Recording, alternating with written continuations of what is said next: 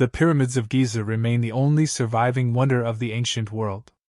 While the Hanging Gardens of Babylon have vanished without a trace and the Temple of Artemis at Ephesus lies in ruins, the pyramids still rise from the desert with the same awe-inspiring presence they held when they were first constructed over 4,500 years ago. Of the 3 pyramids built by successive rulers of Egypt's 4th dynasty, it is the oldest and largest that commands the most attention, and rightfully so. This colossal structure is composed of around 2.3 million stone blocks, each weighing over a ton on average, and spans a base of 13 acres. A simple estimate shows that placing each block would have required the workers to position one every 2 minutes during a 10-hour workday, year-round, for the entirety of Khufu's 20-year reign. When completed, the pyramid stood at an incredible 481 feet tall, a record it held as the world's tallest structure for 44 centuries. What's even more astonishing than its size is its precision. The Great Pyramid is aligned almost perfectly with true north, deviating by a mere 1/20th of a degree. Its engineering continues to baffle and impress experts and enthusiasts alike, sparking a wide range of theories about how it was built and why. Some suggest the blocks were formed using ancient concrete, others propose more far-fetched ideas, such as them being levitated by sound. Various speculative theories even involve mythical civilizations like Atlantis or alien intervention. Yet the real explanation may be even more remarkable. The Great Pyramid wasn't the work of otherworldly beings, but the result of an extraordinary human endeavor. This bold expression of royal authority deeply influenced the evolution of ancient Egyptian society. To understand its roots, we must look back to the era preceding Khufu's reign, during the rule of his father. The Egyptian fascination with massive stone structures can be traced back to prehistoric ceremonial sites such as Nabha Playa. The construction of grand monuments began to take shape under King Kheskhemwy at the close of the 2nd dynasty. The first pyramid appeared under his successor, Nedjurikit, at the start of the 3rd dynasty. However, it was during the reign of Sneferu, the first king of the 4th dynasty and Khufu's father, that the true geometric pyramid came into being. This was more than an architectural breakthrough. As often occurred in ancient Egypt, a new political order was declared first through the king's titles. Sneferu chose the Horus name Neb-Mat, the most ancient and symbolically potent of the royal epithets. Though often translated as Lord of Truth, this phrase carries much deeper meaning. In Egyptian thought, Mat represented a cosmic ideal, truth, justice, balance, and divine order. The term Neb implied not only lordship but also ownership and stewardship. With this name, Sneferu presented a new kind of kingship. No longer merely a dispenser of justice, the king now embodied the very essence of truth. His word wasn't just law. This was no ordinary authority, it bordered on the divine. That, in fact, was the intention. To emphasize his message, Sneferu assumed a new royal title, Nedjer-Nefer, which translates to the perfect God. But did his people truly see him that way? Throughout history, autocrats and despots have adopted grandiose titles often more reflective of propaganda than genuine admiration. These titles tend to serve as tools of control rather than signs of sincere devotion. Yet when it comes to ancient Egypt, scholars are often hesitant to apply such a critical lens. Some experts have claimed that popular support for the system was authentic and widespread, noting the apparent absence of coercive enforcement tools like police. Unless Egypt under the 4th dynasty was an unprecedented utopia, such a rosy interpretation seems doubtful. When a ruler is declared the perfect God, resistance becomes more than risky. And when that same ruler controls the historical narrative, it's no wonder there are no recorded accounts of suppression or violence. Still, archaeology tells a more complex story. During the first 3 dynasties, Egyptian society retained many features of its prehistoric roots. Pottery, stone vessels, and even statues followed pre-dynastic designs. Regional power centers remained largely unchanged, rooted in places like Inerti, Nekheb, Tchini, Nut, and Nekhen. Society outside the royal court also appeared to remain traditional, structured around extended families, local communities, and possibly tribal affiliations. This traditional framework began to shift dramatically with the start of the Fourth Dynasty. The royal court introduced new styles of ceramics and sculpture, produced in state-controlled workshops. The government established new urban centers, displacing older ones. These changes suggest a coordinated state initiative aimed at reducing regional independence and replacing it with total reliance on centralized authority. Even in matters of death and burial, the king's influence extended far and wide. Those who held any position in the government machinery now sought to be buried near the king's monumental tomb, in a cemetery established and dominated by his massive funerary complex, rather than in their ancestral burial grounds steeped in local heritage. The earliest of these new cemeteries was constructed at Midam, a remote location at the entrance to the Fayum region. The decision to build there was intentional. By rejecting the traditional royal necropolises at Abydos and Saqqara, Sneferu was also symbolically distancing himself from his predecessors. This era was intentionally progressive, aiming to establish authority through merit rather than lineage. To reflect this new age, a dramatic architectural statement was needed. Sneferu's architects and laborers began work on a monument that would eclipse all previous attempts.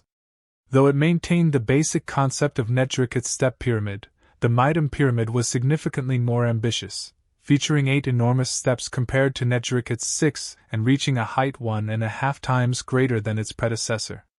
Departing further from tradition, Sneferu abandoned the cluster of buildings that typically surrounded a step pyramid. Instead, he introduced a linear design, aligning structures along a single axis. This pathway extended eastward from the pyramid, past a small temple and along a stone causeway to a valley temple at the edge of cultivated land. The orientation of this layout was no coincidence. It mirrored the sun's journey across the sky, rising in the east and setting in the west. As the perfect god, Sneferu was publicly linking himself to the sun god, the highest deity and giver of life, asserting a divine legitimacy that placed his rule beyond question. Yet even this ambitious achievement was not enough to satisfy Sneferu's boundless aspirations. Around 10 years into his reign, with the Midam pyramid nearly finished, the king launched an even more daring endeavor. He selected a new, untouched site at the southern edge of the Memphis necropolis. Perhaps intentionally, this location lay within view of Netrikit's step pyramid, but Sneferu's vision was to create a monument that would mark a clear break from the past. His goal was not simply to build a bigger pyramid, but to construct Egypt's first true, geometrically shaped pyramid. The symbolic allusions to the sun found at Midam were now made explicit. The new pyramid would represent a solid beam of sunlight carved in stone. Even its name, appearance, used the same term the Egyptians employed for the sunrise. This was more than architecture. Construction began on an expansive 8.5-acre site, and plans were drawn for the most majestic pyramid to date, with sides angled steeply at 60 degrees and a proposed height approaching 500 feet. Accompanying this grand pyramid were a smaller one for the king's ka, a modest chapel, a long stone causeway, and a valley temple intended for the performance of royal funerary rites.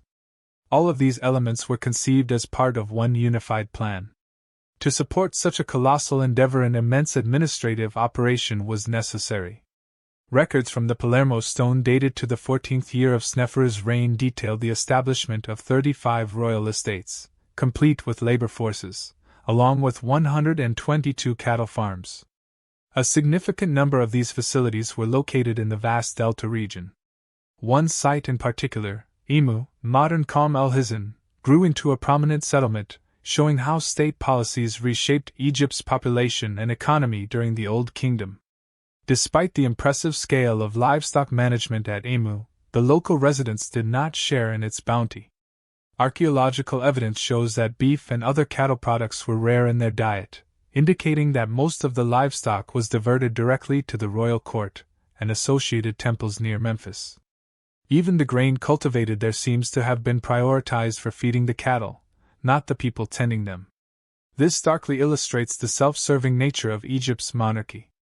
Rather than an enlightened form of rule, this was autocracy in its purest form. While the fertile lowlands of the Delta were ideal for raising cattle, the royal estates in Upper Egypt focused on producing grains, especially barley. The climate and the Nile's seasonal flooding made the region perfect for agriculture. As the floodwaters receded in early autumn, farmers would sow seeds across the freshly irrigated and nutrient-rich land.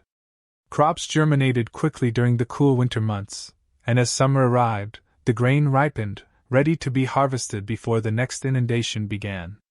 These favorable conditions made it relatively easy to produce more than was needed, and the state was quick to claim a large portion of this surplus through taxation to support its vast projects. The results of this economic system are vividly illustrated in reliefs from the Dashur Valley Temple. Along the temple walls, rows of female figures are shown carrying offerings for the king's mortuary cult. Through this visual narrative, Sneferu broadcast a clear message: his pyramid was not just a royal project, but a national one. Every corner of Egypt was involved. While Sneferu could command his people and their resources, he remained powerless against the forces of nature. As construction of his grand pyramid at Dashur reached its midpoint, geological issues unexpectedly arose. Cracks began forming in the outer casing. The sandy and shale-rich soil lacked the strength to bear the pyramid's immense weight, causing the foundation to begin settling unevenly. In a rushed attempt to stabilize the project, additional stone was added around the base to flatten the slope from its original angle to 54 degrees. But the damage was already done. Fissures spread through the internal chambers and corridors. The builders tried numerous solutions, including applying plaster, reinforcing with new stone linings, and even supporting ceilings with imported timber. Eventually, the architectural team, desperate to salvage both the monument and their reputations, made a drastic change. They modified the design halfway through construction, reducing the angle further to 43 degrees. Smaller stones were used for the upper portion, and unlike the earlier inward-sloping courses that had added structural stress, the new blocks were laid horizontally to distribute the weight more evenly. The result was a completed, but visibly compromised structure. Though it reached a height of 346 feet, the now infamous bent pyramid failed to meet the lofty ideals of an eternal tomb for a divine ruler. Defeated and demoralized, Sneferu's team was left with no choice. Although the bent pyramid was no longer viable as a royal tomb, it still had to be finished. Leaving it incomplete would have been an unacceptable failure. As work on it continued, plans were simultaneously set in motion for a third, even more ambitious pyramid. This time, lessons from earlier missteps were fully applied. The new site was selected for its stable geological foundation. From the start, the slope was limited to 43 degrees, and all stones were laid in horizontal courses to prevent internal stress. With time running short, the state mobilized a massive workforce and resources on an unprecedented scale. As a precaution, builders also returned to Midim, where they began transforming the original step structure into a true pyramid by encasing it in smooth masonry. At one point, construction was simultaneously underway on 3 separate monuments, an extraordinary demand on Egypt's labor and supply systems. The increase in construction speed was remarkable. During the first 10 years of Sneferu's reign, roughly 46,000 cubic yards of stone were laid annually at Midim. This rate more than doubled to 105,000 cubic yards per year during work on the bent pyramid. In his third decade, with operations spread across multiple sites, that number soared to between 130,000 and 200,000 cubic yards annually. Not even Khufu's Great Pyramid, built by Sneferu's son, likely surpassed this rate of construction. Calculations suggest that Sneferu's third pyramid may have been completed in just 10.5 years. The increasing difficulty of lifting stones higher as the structure rose was offset by the decreasing volume of stone required near the top. The first 11 of the 157 total stone courses accounted for 20% of the pyramid's volume. By the time workers reached the 66th course, they had completed around 80% of the total volume. Thanks to tireless effort and relentless speed, the Red Pyramid was completed on schedule. At last, the most prolific pyramid builder in Egyptian history had a monument that matched his ambitions. The name Appearance, once applied to the bent pyramid, was now fittingly reassigned to the Red Pyramid, while the flawed predecessor was renamed Southern Appearance, a title that quietly acknowledged its shortcomings. The Red Pyramid's elegance was not limited to its exterior. Its interior featured a refined architectural design, with gracefully corbelled ceilings creating vaulted, pyramid-like chambers that mirrored the monument's outer form. While 2 rooms were constructed at ground level, a third was situated higher within the structure.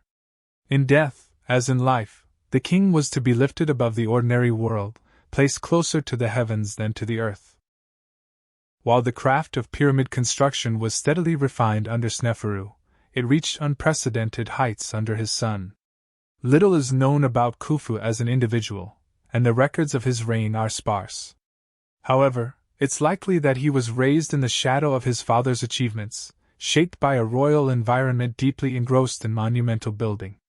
Determined to surpass Sneferu's legacy, Khufu set out to create the most magnificent funerary monument ever built.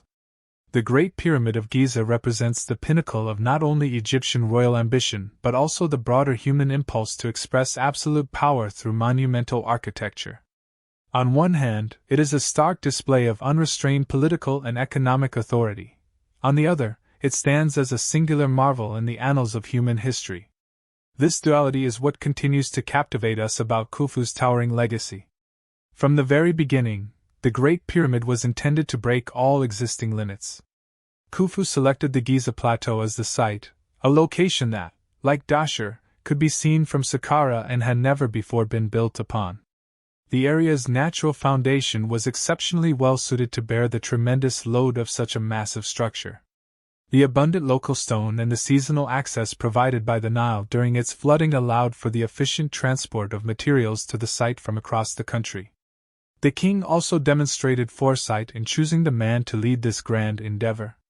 Throughout much of the 4th dynasty, the highest roles in the state were typically entrusted to close male relatives of the king, reflecting a deliberate strategy to centralize authority. For the most significant construction of his reign, Khufu appointed a trusted family member. Though Himeyuna's royal lineage certainly gave him access to elite positions, his swift ascent suggests he also possessed considerable talent. At the height of his career, he held an impressive array of titles spanning the royal court, religious institutions, and the state bureaucracy. These included Elder of the Palace, High Priest of Thoth, and even the curious title of Director of Music of the South and the North, which may hint at a personal passion. Yet, his most consequential responsibilities were administrative. He served as overseer of royal scribes, effectively the head of the civil service, and as overseer of all royal construction projects. Among all of Khufu's architectural ventures, none rivaled the importance of the Great Pyramid. Himeyuna managed the entire undertaking, from organizing supplies and labor to extracting and transporting stone, from constructing the ramps to coordinating the engineers, designers, and site supervisors. A life-size statue of Himeyunu, discovered in his tomb at Giza, depicts a man relishing the privileges of high rank. His corpulent physique symbolizes his wealth, while his sharp nose and strong jaw convey authority and resolve. Despite his elite background, such confidence and determination would have been essential as he stood on the vast plateau at the beginning of his uncle's reign, preparing to face one of the most formidable challenges in the history of architecture. The initial phase in constructing a pyramid was preparing and laying out the site. The remarkable alignment of the Great Pyramid with the cardinal directions suggests that the builders relied on stellar observations to establish true north, as solar-based methods lack the required precision. Although the exact process remains unknown, it likely involved observing a pair of stars that circled the celestial North Pole. When the stars aligned vertically, they would provide an accurate directional reference. One can envision this ritual being conducted with solemn ceremony, perhaps in the presence of priests, with Himeyunu and possibly the king himself overseeing it. This orientation was essential, as the pyramid's function in ensuring the king's resurrection in the afterlife depended on its precise alignment. After determining the correct orientation and leveling the site, the stage was set for actual construction to begin. While the sheer scale of the project seems staggering by today's standards, Khufu's administration, benefiting from decades of experience building monumental pyramids, likely approached it with pragmatic confidence. The Egyptians managed such enormous endeavors by breaking them down into smaller, more manageable tasks. The workforce was organized into small units, probably composed of about 20 men under the guidance of a team leader. This structure not only improved efficiency but also fostered team spirit and a healthy sense of competition. Larger organizational units are evident in inscriptions that have survived. 10 teams formed a group of 200 men. 5 fills combined to make a gang of 1,000 workers, each with its own leadership and identity. 2 gangs came together to form a crew, the largest labor unit, sometimes bearing humorous or informal names such as the King's Drunkards. This tiered organization mirrored the pyramid's shape itself and served much like a military hierarchy, cultivating pride and identity at every level. Teams competed against one another, fills with fills, and gangs with gangs, all striving for excellence and recognition. It was a brilliant yet straightforward system that kept morale high across a vast labor force. Such motivation was necessary. Over the 20 years it took to complete the Great Pyramid, the labor was grueling, constant, and dangerous. The main quarry, located just a few hundred yards south of the pyramid site, must have been particularly harsh. Workers faced clouds of choking limestone dust, the intense glare of sunlight bouncing off the quarry walls, the constant clamor of tools striking stone, buzzing flies, and the overpowering odor of sweat and toil. New recruits began their service in these harsh conditions, driven by the hope of promotion. Yet even promotion didn't guarantee easier work. Transporting the immense stone blocks from the quarry to the pyramid base was punishing labor. Each block, weighing over a ton, had to be pried onto a wooden sledge, then dragged by ropes along a smooth path to the site. Once there, the stone had to be carefully removed, positioned, and shaped. The pace of this relentless task was staggering. Despite the colossal scale of Khufu's pyramid, it remains fundamentally a human accomplishment, entirely within the capabilities of ancient Egyptian society. Modern calculations and hands-on experiments suggest that only 2 labor crews would have been needed to quarry, transport, and position the more than 2 million stone blocks that make up the monument. A workforce of similar size may have been necessary to construct and maintain the immense ramps connecting the main quarry to the pyramid and extending upward as the structure rose. Supporting this massive operation was another group of workers engaged in essential behind-the-scenes roles: carpenters who crafted the wooden sledges for moving stone, water carriers who wetted the tracks to ease transportation, potters who made water jars and everyday kitchenware, metalworkers who forged and repaired copper tools, and a team of bakers, brewers, and cooks to feed the entire workforce. Even with all these contributors, the number of people actively involved in the project at any one time likely didn't exceed 10,000. A core group of skilled workers resided near the pyramid year-round with their families. However, the majority of the labor force consisted of temporary workers who served for a few months before returning to their villages across Egypt. The residential area for these workers offers intriguing insights into their daily routines. During the construction of the Great Pyramid, the main workers' settlement, known as Jurjit Khufu, settlement of Khufu, was established near cultivated land close to the valley temple. Large deposits of broken pottery, animal bones, charcoal, and ash reveal an area bustling with activity, largely centered around providing meals for the thousands of laborers. Further south on the Giza Plateau, a larger settlement emerged during later dynasties, highlighting the high degree of organization behind pyramid construction. This later town, enclosed by a massive stone wall 30 feet high and thick at its base, was deliberately designed to reflect the hierarchical structure of the workforce. The layout closely mirrored the pyramid-like organization used to manage labor on the construction site. Workers lived in basic accommodations. Rows of earth beds lined the walls of long, narrow barracks, each unit likely housing 2 teams of 20 men. Toward the rear, slightly more comfortable quarters were probably set aside for team leaders. The site overseer occupied a detached villa offering a higher standard of living. Nearby stood a columned hall that likely served as a communal dining area, fostering solidarity and fellowship among workers. Given the demands of such intense physical labor, the workers required a diet high in protein. Each day, butchers processed up to 11 cattle and 30 sheep or goats to provide fresh meat, supplementing the standard fare of dried fish. Meanwhile, numerous bakeries churned out vast quantities of bread and beer. Grain, the cornerstone of their diet, was strictly rationed and securely stored. Granaries and silos were located in a royal administrative complex protected by double enclosure walls at the edge of the town, ensuring careful oversight. Although camaraderie and a sense of shared purpose thrived among the laborers, there was always a clear reminder of their ultimate duty and allegiance. One of the most captivating questions about Khufu's massive construction effort centers on its purpose. What drove such an extraordinary display of architectural ambition, engineering expertise, and administrative coordination? What could compel 10,000 people to dedicate 2 decades to building a man-made mountain of stone? The straightforward explanation often offered by Egyptologists focuses on the ideology of divine kingship. In this belief system, the pharaoh was viewed as the intermediary between mortals and the gods, the upholder of cosmic balance, and the guardian of Egypt's prosperity and order. Under such a worldview, it's plausible that citizens would willingly contribute their labor to a monumental royal project as a way of honoring and preserving the sacred bond with their ruler. Perhaps so. It's also true that pyramid construction could have functioned as a form of social welfare, offering employment. And it's likely that laborers were better treated than the myths of slavery suggest, provided with shelter and sustenance. Supervisors may have even inspired a sense of pride in the workers by emphasizing the nobility of their mission. Still, the reality on the ground tells a harder truth.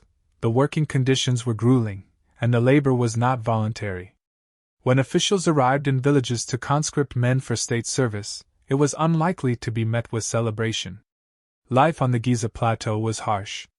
The skeletal remains of workers reveal numerous injuries, all signs of relentless physical strain. Accidents were likely common, and many must have died during the construction process, though official records remain silent on such losses. So if the Great Pyramid wasn't exactly a unifying national endeavor that inspired collective pride, what was it? The more uncomfortable answer is that it served as the ultimate demonstration of absolute authority. Throughout history, authoritarian rulers have shown a fascination with vast, imposing structures. Consider the Palace of the People built by Nicolae Ceausescu in Romania, or Felix Khufu at Boini's oversized basilica in the remote forests of Ivory Coast. Khufu's Great Pyramid stands as the most ambitious and enduring example of this obsession with grandeur. Unsurprisingly, he later gained a reputation as a tyrant consumed by ego, indifferent to the cost in human lives. The Greek historian Herodotus, writing centuries later, painted a grim picture of Khufu, accusing him of plunging Egypt into despair. According to Herodotus, Khufu closed all temples, banned religious practices, and forced his people into servitude for his own glorification. He claimed that the Egyptians could scarcely speak of Khufu without expressing hatred. This dark legacy wasn't lost on later rulers. When Napoleon Bonaparte invaded Egypt in 1798, he made his way directly to Giza and addressed his troops at the foot of the pyramid, declaring, "Soldiers of France, 40 centuries look down upon you." Beyond its immense scale and seeming permanence, what truly distinguishes the Great Pyramid is its extraordinary precision and sophistication. Its alignment with true north is astonishingly accurate. Even more remarkable are the slender shafts that extend from the burial chamber outward through the solid masonry, stopping just short of the pyramid's exterior. Once mistaken for ventilation channels, these shafts had a far more symbolic function. They were aligned with key stars, Sirius, a star in the Orion constellation, and 2 circumpolar stars near the celestial North Pole. The Egyptians were expert astronomers, and stars played a central role in state religion, particularly in beliefs about the pharaoh's afterlife. The circumpolar stars, which never set and are always visible, symbolized eternal life and were seen as the perfect metaphor for the king's everlasting existence. In this cosmic vision, the Great Pyramid was more than a tomb.